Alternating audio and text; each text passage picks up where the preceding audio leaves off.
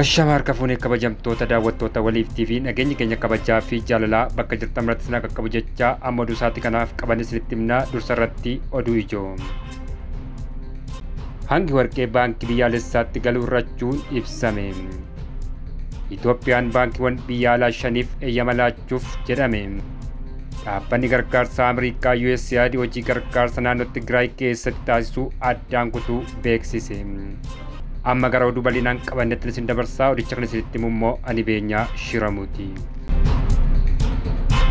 Hangi warqee baankii biyyaalessaa galuu irrachaa dhufuun ibsame. Baankiin biyyaalessaa oomishtoota mala aadaan warqee oomishanii fi dhaabbata oomisha warqee Meedrook laga Dambiirraa warqeen haalaan isa qaqqabaa kan hin jirre ta'uu ibse. Bara baajetaa 2015tti warqee kiloogiraama 10,000 bituuf karoorfamee baatiiwwan salgan darbanitti warqeen kiloogiraama 2,684 bitamuu itti aanaan bulchaa baankii Fiqaaduu Digaafeen himaniiru. Hangi warqee baankicha galuu qabu kan bara darbeen yeroo wal fakkaatan wal bira qabamee wayita madaalamu 62.5 irrachuunis kasaaraadhas jedhameera. Daldaalli kotorbaandii rakkoo ta'uu kaasuun rakkicha furuuf qaamolee dhimmisaa ilaallatu waliin qindoominaan hojjetamaa jiraachuus eeraniiru. Ministeer Deetaa Ministeera Albuudaa Miliyoon Maatiyoos gama isaaniin sababni hir'ina oomisha warqee daldala kotorbaandii ta'uu ibsuun lammiilee biyyoota alaa dabalatee namoonni daldala seeraan alaa irratti bobba'an to'atamuu kaasaniiru. Naannoleen eeyyama kennaniin haalaan to'achuu dhabuunis qormaata ta'uu ibsaniiru. Warqee dabalatee rakkoo gama albuuda gurguddaan jiran hambisuuf labsii haaraan qophaa'ee mana maree ministeerotaaf dhiyaachuus eeraniiru. Itoophiyaan baankiiwwan biyya alaa 5 ta'aniif eeyyama laachuuf jedhame. Itoophiyaan akkaataa karoora seektara faayinaansii gabaa alaatiif banaa gochuuf baafteen waggoota 5 aananiin dhufan keessatti investoroota biyya alaa 5 ta'aniif eeyyama hojii baankii kan kennamuuf karoorfachuu qondaalli olaanaan baankichaa tokko ibseera. Waggoota 5 keessatti baankota 3 amma 5 ta'aniif eeyyamni hojii kan kennamu ta'uu bulchaa itti aanaan baankichaa obbo Salamoon Dastaa himaniiru. Investoroonni biyya alaa dhaabbata biyya keessaa wajjin gurmaa'uun yookaan immoo dhaabbata mataa isaanii ijaaruun hirmaachuu kan danda'an ta'us obbo Solomoon addeessaniiru. Murteen kun kan dhufe erga mootummaan Itoophiyaa kan Dr. Abiy Ahmediin hoogganamu aangoo qabateen booda dinagdee Itoophiyaa kan mootummaan garmalee dhuunfatamee ture investoroota dhuunfaatiif banaa taasisuu fi dinagdee walaboomsuuf dabarsee hordofeeti. Seektarri baankii Itoophiyaa baankota biyyaa 29 kan qabu yoo ta'u baankiin abbaan qabeenyummaa isaa kan mootummaa ta'e baankiin daldala Itoophiyaa seektaricha olaantummaan qabateera. Investoroonni alaa seektaroota baankii Teleekoomii, geejibaa fi daandii xiyyaara Itoophiyaa keessatti hirmaachuu barbaadan keessaa isaan ijoodha. Karoora dinagdee kana walaboomsuu hordofuun Saafiriikoom Itoophiyaa dhaabbata biyya alaa waggaa tokko dura gabaa Teleekoominikeeshinii Itoophiyaa seenedha. Itoophiyaan biyya lammiilee miliyoona 100 fudhanii olitti tilmaamamuu qabduu fi biyyoota sharafa gadi dinagdee guddaa sochoosan keessaa ishee tokkodha jechuun kan gabaase Addis Istaandaardidha. Murtoo uummata godina Walaayittaaf galmeen filattootaa fi sirni sagalee laachuu guyyaa wal fakkaatu geggeeffamaa jedhame. Murtoo uummattoota godina Walaayittaa irraa deebiin gurmeessuuf sagaleen filattootaa fi sirni sagalee laachuu guyyaa wal fakkaatu waxabajjii 12 bara 2015 kan raawwatu ta'uu boordiin filannoo biyyaalessaa beeksise. Boordichi murtoo uummataa geggeeffamee ture irratti rakkoolee turan gamaggamuun murtoo uummataa irra deebiin geggeessuuf qooda fudhattootaa waliin marii taasiseera. Murtoo uummataa majjii bara 2015 geggeeffame irratti poolisiin federaalaa fi ministeerri haqaa waliin ta'uun hojii qulqulleessuu hojjetameen sarbamni seeraa raawwatamuu boordichi mirkaneesseera. Namoota sarbama seeraa raawwatan 136 keessaa 94 to'annoo jala ooluunis ibsameera. Hanqinaalee turan gamaggamuun murtichi karaa haqa qabeessa ta'een irra deebiin akka geggeeffamu qophii gahaan taasifamuunis ibsameera. Galmee filattootaa fi sirna sagalee laachuu irra deebiin geggeeffamuuf hojii raawwachiiftonni magaalaa Finfinnee fi godina Walaayittaarraa kan filataman yoo ta'u lakkoofsa buufataalee dabaluun guyyaa tokkotti xumuruuf qophiin barbaachisu taasifamuunis eerameera. Sarbama ture sirreessuun murticha qabeessaa fi bu'a qabeessa taasisuuf qooda fudhattoonni hundi tumsa barbaachisu akka taasisan boordichi dhaamuu IBC'n gabaaseera. Dhaabbanni gargaarsa Ameerikaa USAID hojii gargaarsa naannoo Tigraay keessatti taasisu addaan kutuu beeksise. Dhaabbanni kun gargaarsa dhiyeessuu akka addaan kutu kan taasise ammoo midhaan nyaataa gargaarsaaf dhiyaate naannicha keessatti hatameera jedhamuun hordofeeti. USAID murtee gargaarsa dhiyeessuu dhaabu kanarra kan ga'e gargaarsi nyaataa namoota Tigraay keessatti beelaan rakkachaa jiraniif yaadame kan karoorfameen ala gurgurtaadhaaf gabaatti dhiyaachuu isaa hubachuu isaatiin ta'uu ibseera.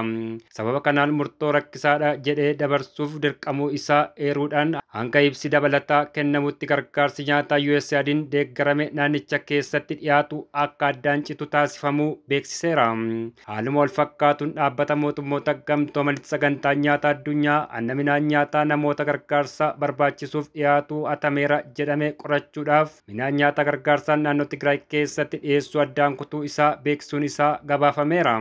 Hojjettoonni gargaarsaa afur Associated Pressiif akka ibsanitti odeeffannoon midhaan nyaataa gargaarsaa kaayyoo hin malleef ooleera jedhamu ba'uu isaa hordofee dhaabbatichi gargaarsa gara Tigraay geessu torban lama dura irraa kaasee yeroof addaan kuteera. USAID fi sagantaan nyaata addunyaa Tigraay keessatti midhaan nyaataaf dhiyaate hatameera jedhamu hordofee gargaarsa naannichaaf dhiyeessan addaan kutuu isaanii hordofee mootummaan bulchiinsa yeroo Tigraay warra gocha kana raawwatan irratti qorannoo jalqabuu isaa ibseera. Pirezidaantiin bulchiinsa yeroo naannoo Tigraay obbo Geetaachoo Raddaa dhimmicha ilaalchisuun fuula Tiwiitara isaanii irratti akka barreessanitti midhaan nyaataa gargaarsaaf dhiyaate kaayyoo biraatiif ooluu isaa dippiloomaatota bakka buutota dhaabbilee gargaarsaa fi jiraattota naannichaa waliin dubbachaa turaniiru. Rakkoon kun guddaa ta'uu isaatiif akkasumas ragawwan baay'ee jiran bu'uura godhachuun warra gocha kana raawwatan akka itti gaafataman gochuudhaaf qorannoon aangawoota olaanoo naannichaatiin gaggeeffamuu jalqabuu isaas beeksisaniiru. Murteen dhaabbata gargaarsa Ameerikaa USAID gargaarsa Tigraay keessatti dhiyeessuu dhaabuun kun kan dhagahame sagantaan nyaataa addunyaa murtoo wal fakkaataa dabarsuu isaa hordofeeti. USAID hanna midhaan nyaataa raawwatameera jedhame hordofee ogeessota olaanoo ramaduun qorannoo cimaa jalqabuus ibseera. Qorannoo jalqabamuu isaan wal qabatee ammoo gargaarsa nyaataa dhiyeessaa jiru yeroof addaan kutuus eereera. Rakkoo uumameera jedhame ilaalchisuun mootummaan federaalaa Itoophiyaa aangawoota bulchiinsa yeroo naannoo Tigraay waliin dubbachaa jiraachuu warra yakka kana raawwatan addaan baasuun akka itti gaafataman gochuuf fayyamamaa ta'uu ibseera. Sagantaan nyaataa addunyaa hojii gargaarsa lubbuu baraaruu naannoo Tigraay keessatti taasisuu irratti hanni raawwatameera jedhame qorachaa akka jiru ibsee turuun isaas ni yaadatama. Kana ilaalchisee Itoophiyaatti Daayiriktarri sagantaa nyaataa addunyaa Kilaawud Jaabidaar xalayaa dhaabbileen michoota biyyattii keessa jiraniif barreessaniin midhaan nyaataa gargaarsa bal'inaan gurgurtaaf dhiyaatee gabaa keessatti mul'atu sagantaa nyaataa addunyaa akka yaadda'u taasiseera jedhan. Nyaanni gargaarsaaf jedhamee dhiyaate maqaa dhaabbatichaa xureessuun alatti humna gargaarsa namoomaa sassaabuu irratti dhiibbaa uumaa jechuun ibsan daayirikterichi. Daayirikterri olaanaan kun jalqaba ebila bara 2023 dhaabbileen michoota ta'an Itoophiyaa keessa jiraniif xalayaa barreessaniin dhaabbileen gargaarsa michoota ta'an midhaan nyaataa qixa hin malleen faayidaarra oolee yookaan akka hin taaneen fayyadame yoo arganii jiraatan odeeffannoo akka kennaniifillee gaafataniiru. Jeneraalonni Sudaan wal waraanaa jiran osoo hin jaallatin waraana dhaabuu akka qaban aangaan deeggarsa mootummoota gamtoomanii Maartin Griffiths himan. Jeneraalonni Sudaan wal waraanaa jiran osoo hin jaallatin waraanicha dhaabuu akka qaban hoogganaan deeggarsa mootummoota gamtoomanii Maartin Griffiths himan. Hoogganaa olaanaan deeggarsa UN kun gareewwan Sudaan keessatti wal waraanaa jiran lamaanuu waan waraanicha itti fufuuf baay'ee fedhii qabaniif biyyattii keessatti lola dhaabuu mirkaneessuun rakkisaadhas jedhan. Maartin Griffiths kana kan dubbatan erga qarqara galaana diimaatti buufata Sudaan daawwataniin boodadha. Sudaanitti hoogganaa humna waraanaa biyyattii kan ta'an Jeneraal Abdul Fattah Al-Buhaarii fi ajajaan humna addaa yookaan Rapid Support Force Jeneraal Mohammad Hamdan Daagaloo jidduutti waraanni erga eegalee torbanoota 3 guuteera. Maartin itti dabaluudhaan jeneraalota waraanaa aangoo qabachuuf biyyattii keessatti wal waraanaa jiran waliin fuuldurri walii arganii dhimma gargaarsa namoomaa ariifachiisan itti dhiyaatu irratti mari'achuuf gaafachuu himan. Gareewwan lamaan wal waraanaa jiran lamaanuu dubbifamanii seerawwan namoomaatiif akka bitaman kan himan yoo ta'u garuu ammoo waraanicha dhaabuuf fedhii kan qaban hin fakkaatu jedhan Maartin Griffiths. Waliigalteen dhukaasa dhaabuu guyyaa 7 eegalamuuf kan jirudhas jedhameera. Maartiin ajjeechaan suukanneessaan rakkoo dhalootaa gara ta'utti geessuu malaan raawwatamuu ilaalchisee odeessaalee dhaga'uu himan. Maartiin ajjeechaan suukanneessaan rakkoo dhalootaa gara ta'utti geessuu malaan raawwatamuu ilaalchisee odeessaalee dhaga'uun himan. Sudaan keessatti bara 2019 Omar al-Bashiriin aangoorraa kan hordofee nageenyi hin argamne. Mootummaan siviiliin biyyattiif akka hundeeffamu waadaan galames dhiyaatee osoo jedhanii didee jalaa fagaachaa dhufeeras jedhan. Ji'a bilaa darbe keessa ammoo aangawoonni waraanaa lamaan wal dhabanii biyyattiin nagaa dhabdee raafamaa jirti. Jeneraalonni lamaan aangoo irratti wal dhabuun magaalaa guddoo biyyattii Kaartum dabalatee magaalota biyyattii adda addaa keessatti walitti bu'iinsi guddaa kaasuun lubbuu namootaa darbaa jiras jedhan. Pirezidaantiin duraanii Omar al-Bashir aangoorraa kaasuun aangoo harkatti kan galfatan bulchiinsa siviilii biyyattii osoo hin turiin aangoorraa kaafaman. Ergasii Sudaan mana maree ce'umsaa hundeessuun ajajoota waraanaa lamaan kanneen geggeeffamaa turte jechuun kan gabaase BBCdha. Ajaa'ibaan gadaan pirezidaantii baankii addunyaa ta'uun filatamuun dhaga'ame. Lammii biyya Hindii kan ta'e Ajaan Baangaan pirezidaantii baankii addunyaa ta'uun filatamuun isaanii dhaga'ame. Dhalataan Hindii lammiin Ameerikaa Ajaa'ib Baangaan pirezidaantii baankii addunyaa ta'uun filatamaniiru.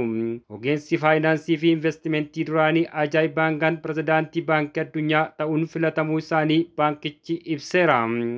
Miseensonni boordii hooggansa baankii addunyaa kan sagalee illaanne tokkoo fi sagalee caalmaan Ajaa'ib Baangaan pirezidaantii baankichaa taasisuun filataniirus jedhame.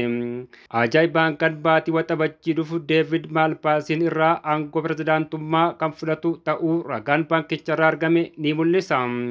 Maanguddoon umurii waggaa 63 Baangaan maaster kaardii waggoota 11f ga'umsaan hoogganuu isaanis ibsameera. Pirezidaantii haaraan baankii addunyaa ta'uun kan filataman Baangaan qabeenya qulqulluu doolaara miliyoona 206 qabaachuu isaanis ragaaleen ni mul'isu. Egaan kabajamtoota daawwattoota waliif TV oduun sa'aatii kanaaf qabanne kanan gammaa turanii bor waa'illi keenya biraa oduu biraa qabatee hanga isiniif dhiyaatutti hanga sittuu nagaan tura.